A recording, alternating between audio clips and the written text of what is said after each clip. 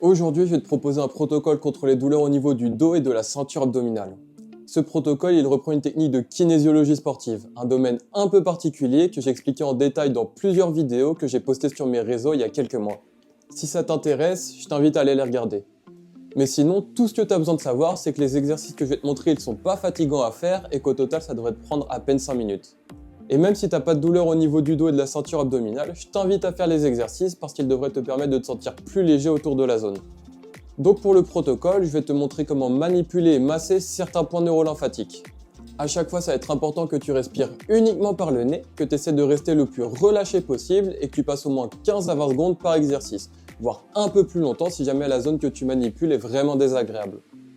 Pour commencer, on va manipuler le point neurolymphatique pour les érecteurs du rachis, un ensemble de muscles que l'on trouve le long de la colonne vertébrale. Donc pour le point, on va commencer avec l'index et le majeur au niveau du nombril. On va aller à 2 cm sur le côté et à partir de là, on va chercher un peu à creuser un trou dans le corps. Donc avec l'index et le majeur, on veut vraiment mettre une bonne pression sur la peau, comme si on cherchait à creuser un trou. Puis on masse lentement en cercle ici de cette façon, en essayant de rester bien relâché et de respirer uniquement par le nez. Encore une fois, on reste au moins 15 à 20 secondes sur l'exercice, voire un peu plus longtemps. Si au départ la zone est vraiment désagréable, on peut limiter un petit peu la pression qu'on met avec les doigts, donc juste au début. Puis au fil du temps, on devrait sentir un relâchement au niveau de la zone. Donc on va pouvoir mettre progressivement de plus en plus de pression avec les doigts, en s'assurant que la manipulation ne soit jamais désagréable. On enchaîne ensuite avec le point neurolymphatique pour le carré des lombes, donc des muscles qui se trouvent dans le bas du dos. Pour trouver le point neurolymphatique, on commence de nouveau avec l'index et le majeur au niveau du nombril. Cette fois-ci, on va aller plus à 4-5 cm sur le côté, donc pour se trouver proche ici des obliques sur le côté du corps, on va avoir exactement la même manipulation que sur le point d'avant.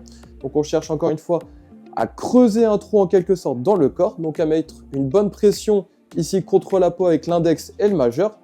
De nouveau, on masse lentement en cercle en essayant de rester bien relâché, en respirant uniquement par le nez et en passant au moins 15 à 20 secondes à réaliser ce mouvement-là. Après ça, on va passer sur le point neurolymphatique qui est partagé à la fois par les muscles du tibia et par les muscles de la hanche.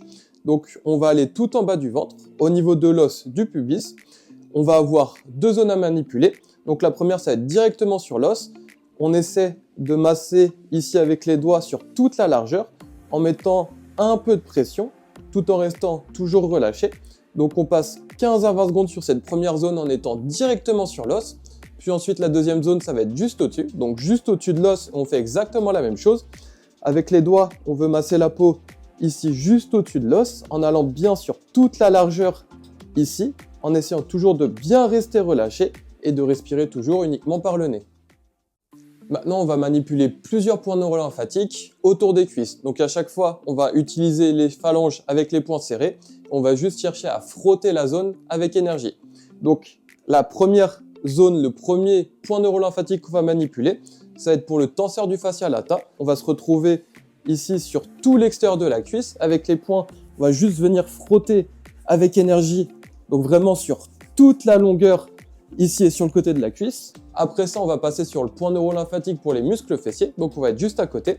Cette fois-ci, au lieu d'être directement sur le côté de la cuisse, on va être sur le côté de l'avant de la cuisse. Et on fait exactement la même manipulation. Et enfin, la troisième zone, cette fois-ci, ça va être sur le côté intérieur de la cuisse. On peut travailler un côté à la fois. On fait exactement la même manipulation. Donc ici, on veut bien frotter la peau avec énergie. Cette fois-ci, on va travailler sur toute la largeur et encore une fois sur toute la longueur. Donc de cette façon, pendant au moins 15 à 20 secondes. Puis on enchaîne avec des points neurolymphatiques pour plusieurs muscles autour de l'épaule et autour de la scapula ou de l'omoplate.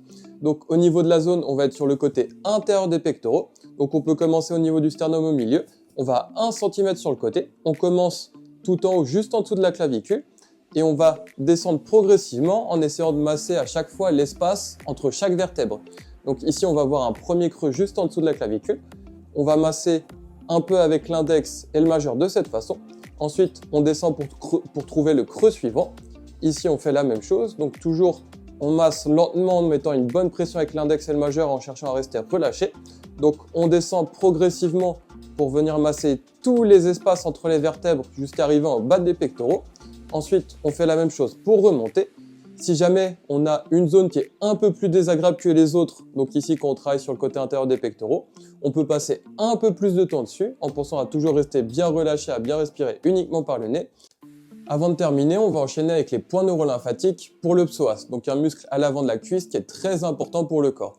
On va avoir deux zones réflexes différentes. Donc pour la première zone, on commence avec l'index et le majeur au niveau du nombril. On va à 2 cm sur le côté, puis 2 cm vers le haut, et on retrouve la même manipulation que pour les premiers points. Donc on cherche de nouveau à creuser un peu comme un trou dans le corps. Donc avec l'index et le majeur, on veut mettre une bonne pression contre la peau, et on masse lentement en cercle, en étant toujours bien relâché et en respirant uniquement par le nez.